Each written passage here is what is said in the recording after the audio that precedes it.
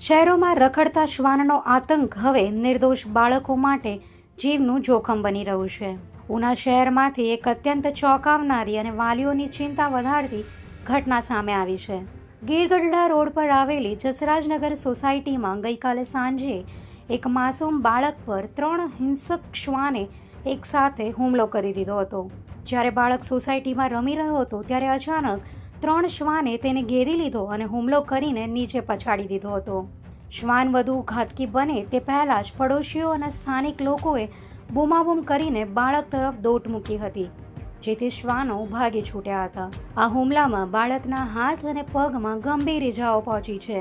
સ્થાનિકોનો આક્ષેપ છે કે અનેક ફરિયાદો છતાં તંત્ર શ્વાનના ત્રાસમાંથી મુક્તિ અપાવવામાં સાવ વામણું પુરવાર થયું છે.